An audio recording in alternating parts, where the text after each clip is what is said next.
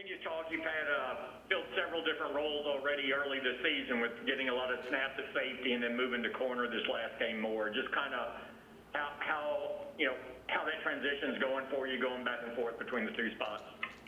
It's pretty smooth. I can't make complaints at all. I mean, I'm more of a cerebral type of player, so learning all the spots in the secondary is something that I'm used to. It's something I did at past teams that I was at. So I mean, it's easy to be able to make that transition and be able to do the things to help the team.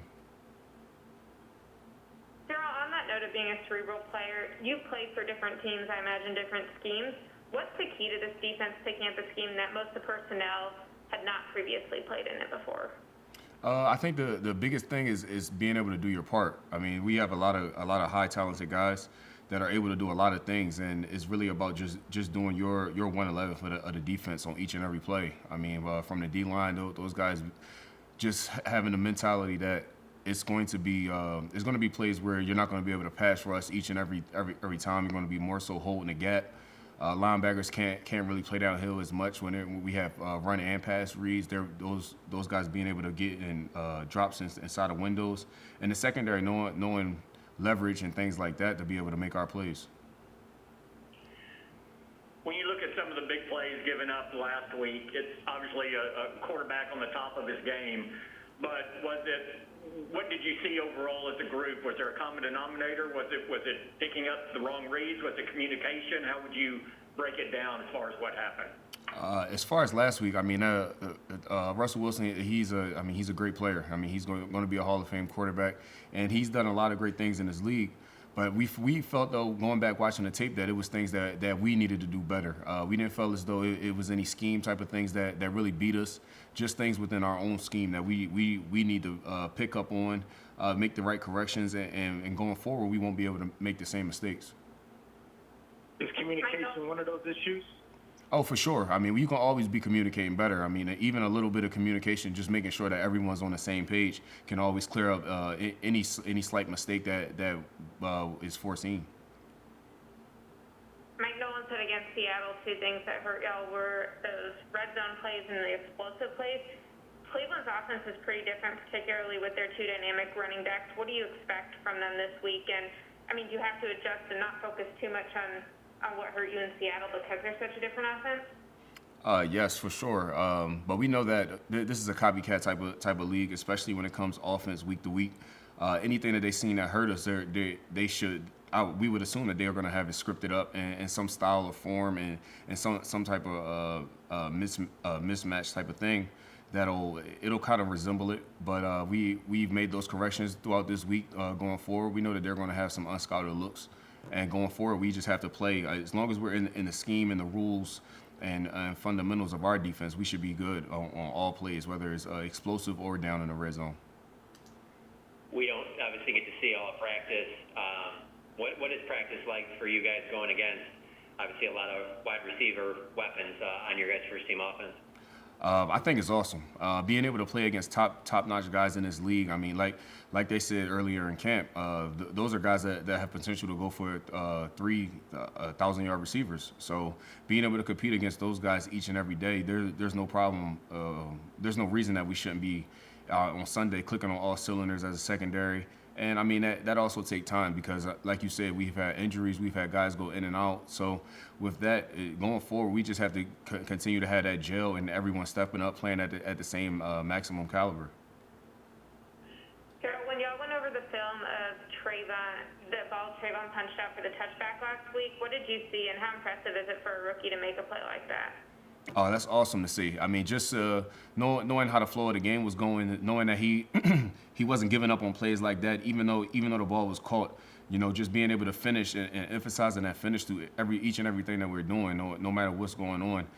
The fact that he has that mentality already, it shows the standard that's set for not only our secondary but this defense as a whole.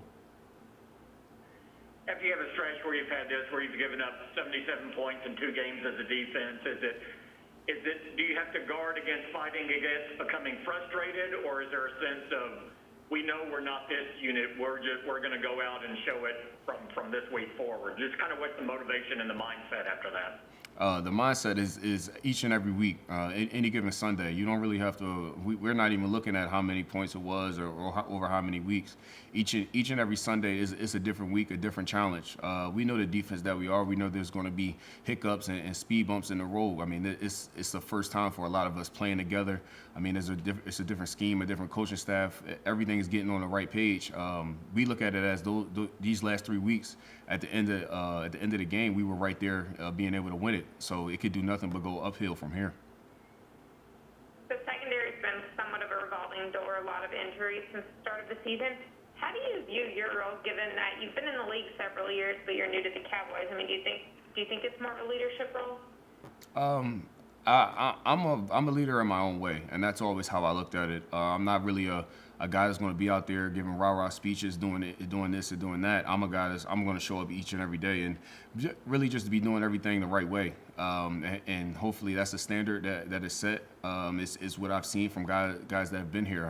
From D-Law to Sean Lee, showing up, being that veteran that's accountable and being able to on the field be where he's expected to be. And as long as I'm doing that, I don't think anyone will have any complaints.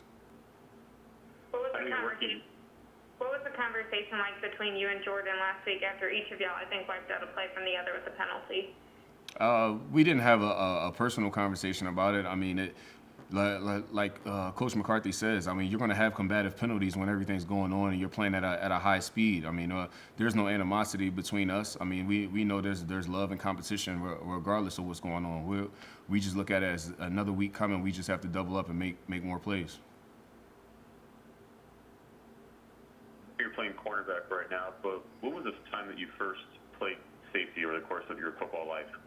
Well, I actually went to college as a safety, so I